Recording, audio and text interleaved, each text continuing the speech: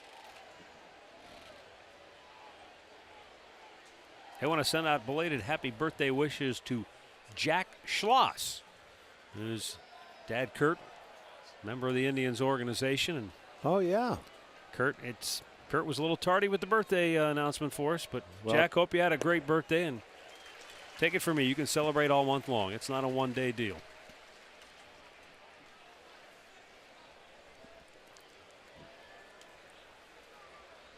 Mark Zebchinski. Been a good pickup for the Indians.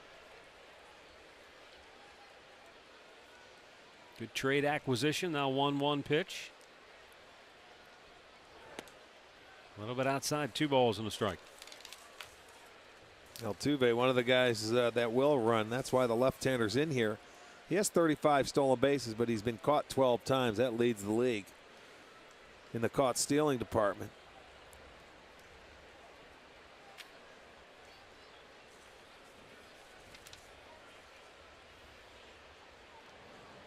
Whoa, a nice grab by Swisher.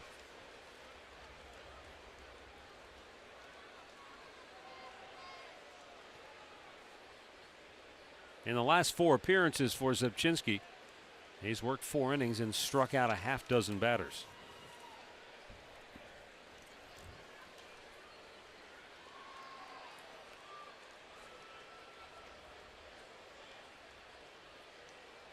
Runner goes, swing and a miss, throw down, and they got him.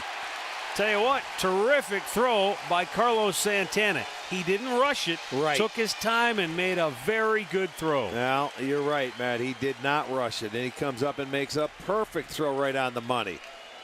He got a decent jump off the left-hander. He had to wait and make sure, but look at that throw. Couldn't be any better. Nicely done, Carlos.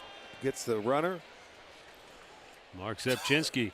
Yeah, he's saying, "That a baby. That's you, you." Good throw. Swing and a miss. Zebchinski gets the strikeout. 2 down in the inning.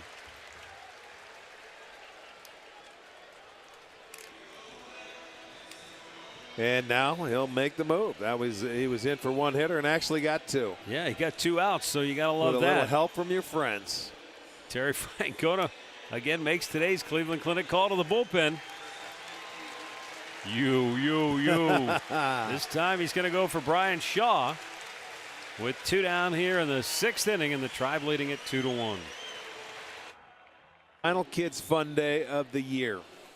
That'll take place Sunday. Plenty of activities for the kids. They get to run the bases after the ball game. It's sponsored by the Cleveland Clinic. Go to Indians.com for your tickets. 2 down, bases empty. Brian Shaw in to face Chris Carter.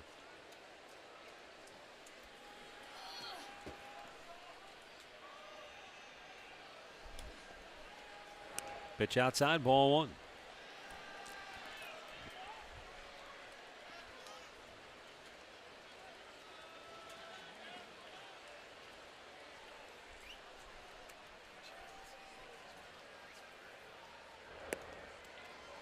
Two and 0 the count.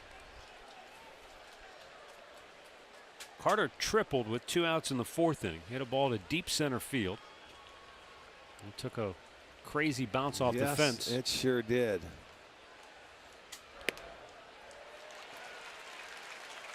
I don't think I've ever seen a ball take a bounce like it did there. Because, I mean, it hit right at the corner. Yeah, exactly. There's one spot where the ball will do that, and that's where he hit it. I think I saw another ball that did that similarly, except it hit just to the left of the yellow line where the fence goes straight up. Right. And it took that same kind of crazy carom. Okay. But yeah, right out there in that little space there. One weird little spot where you never know what the ball's going to do when it hits in there. But it was a 2-out triple, so he was stranded at third.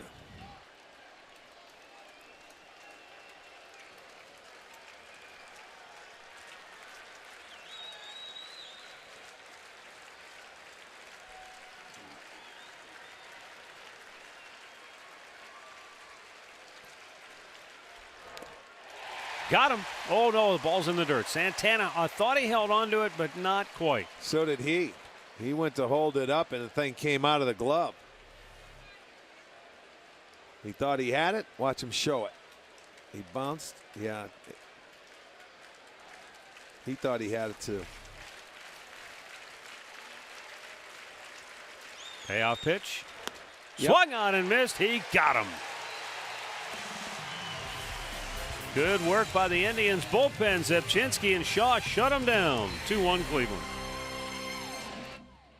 Want to take a break from the Cleveland Winners and spend a little time with the Indians out in sunny Arizona? You can choose from one of 3 great spring training packages.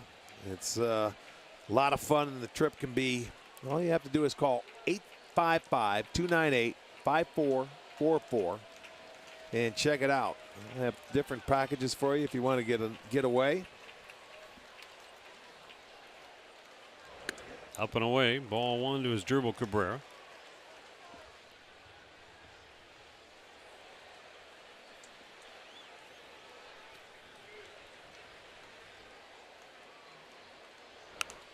Fouled back.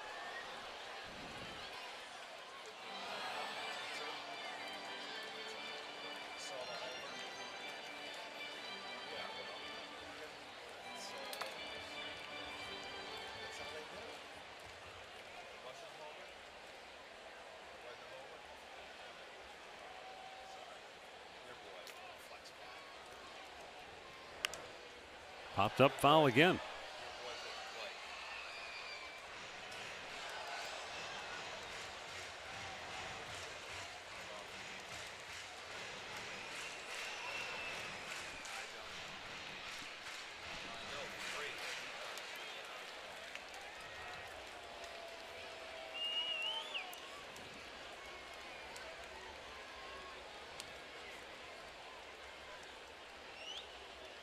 That's outside. 2 balls, 2 strikes.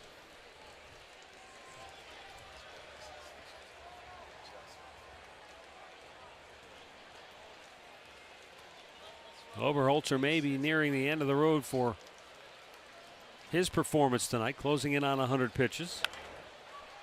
Slow chopper towards third. Laird on the move, throws, and they got him 1 away.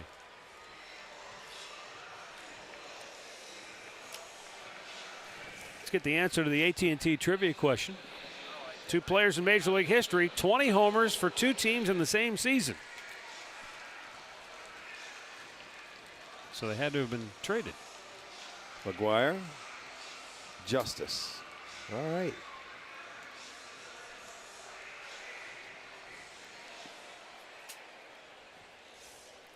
Here is Michael Brantley, singled in the second, bounced into a fielder's choice in the 4th inning. Hard hit ground ball up the middle. Altuve backhander. Low throw. Carter digs it out. 2 down.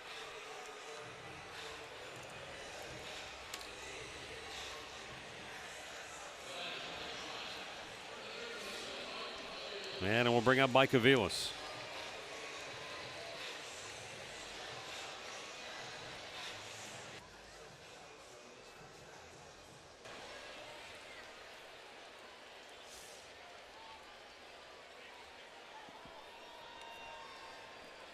.100th pitch of the night for Brett Oberholzer. And a little bit outside for ball 1. I'll tell you, this kid's thrown well. 61% for strikes. If you ask him, I think he's going to say, I think I threw a few more than that.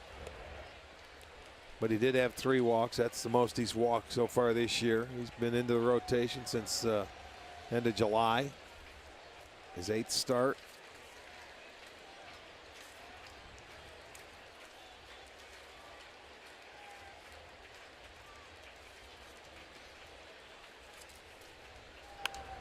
Line to right field, a base hit for Mike Aviles. He's going to go for 2. And he'll go in there standing. Well, he goes into a little bit of a slide. Why not? For Mike Aviles, that snaps an 0 for 22. And he's on the board with 2 down here in inning number 6. Well, why not? Look at him go the other way with it. Sometimes there's a lot of hits the other way. We're going to see it slice. There couldn't have been thrown out there any better. So he'll go into second base with his 15th double. Now a chance for Stubbs.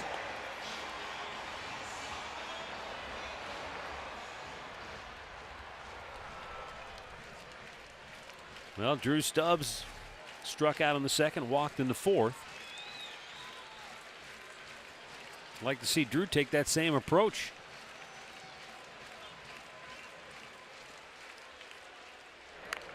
You remember back in Houston, it was that approach.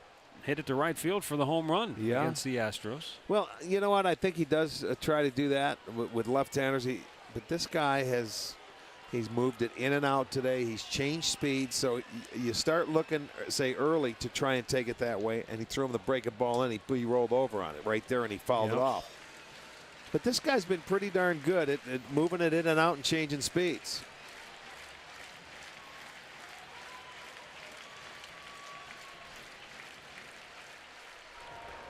Good block that time by Corcoran.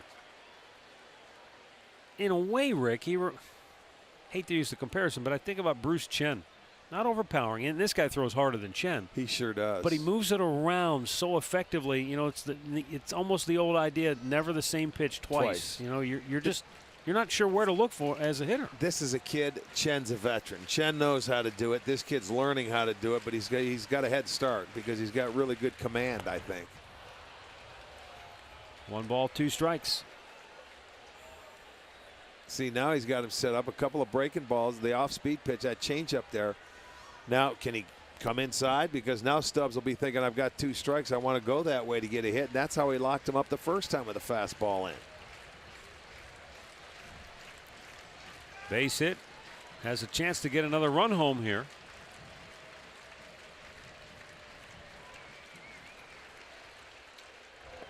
Good block.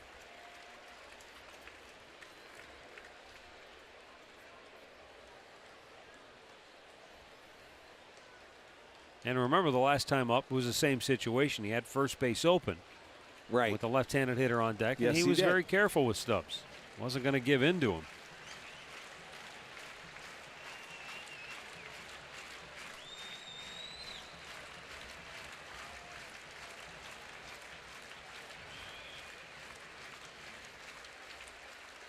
And the 2-2 hit on the ground to short.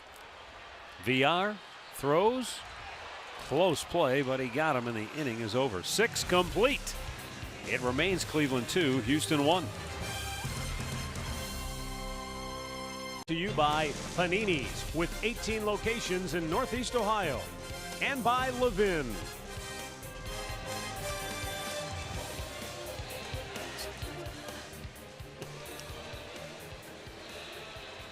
Two-one our score. The Indians on top as we go to the 7th inning.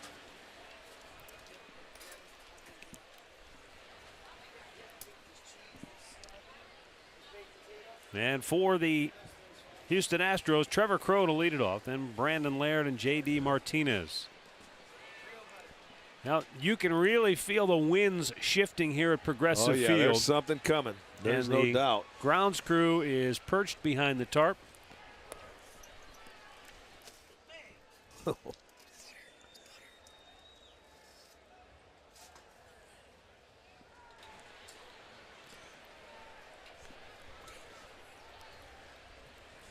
Trevor Crow facing Brian Shaw.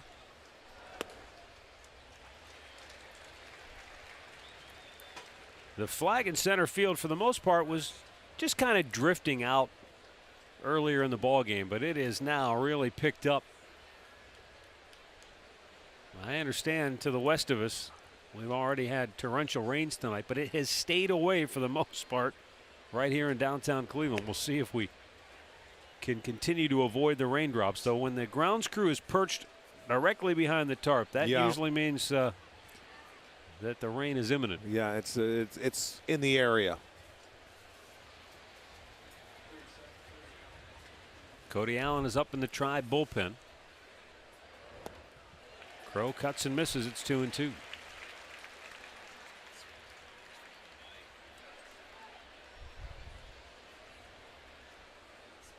I think the problem, not that it's a problem, but Rick, the forecast, once the rain gets here, sounds like it's going to be here for quite a while.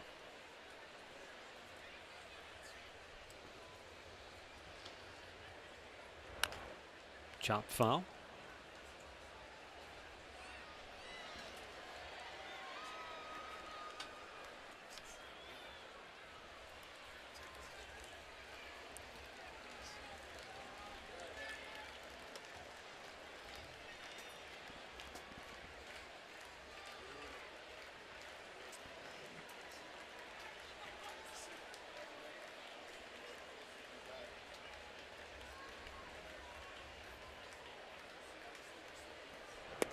Got him looking. Brian Shaw has struck out the only 2 he's faced tonight. 1 down in the 7th inning. As promised earlier, it's Miller time, brought to you by Miller Lite. Well, there's some defense played right from the first hitter of the game. There's Michael Bourne coming in, making a play. Cabrera with the bare hand throw over to first base. And then they turn the double play to get out of an inning and stop Houston from scoring. A nice throw by Santana right on the money. Altuve caught. So they've done it nicely tonight defensively. Well, here's Brandon Laird, who produced the Astros' only run of the game with a solo shot back in the 2nd inning.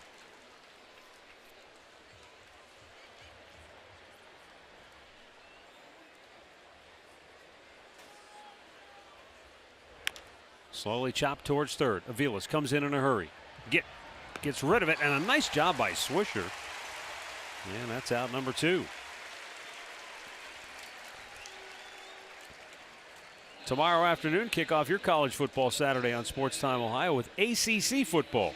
The Tulane Green Wave head to Northern New York to take on the Syracuse Orange at the Carrier Dome. Coverage kicks off at 12:30 on Sports Time Ohio.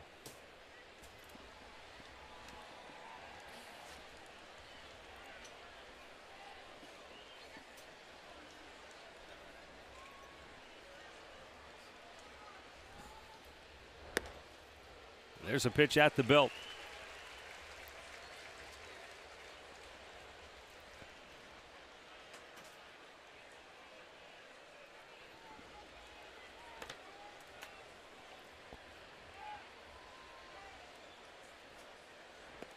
Good breaking ball.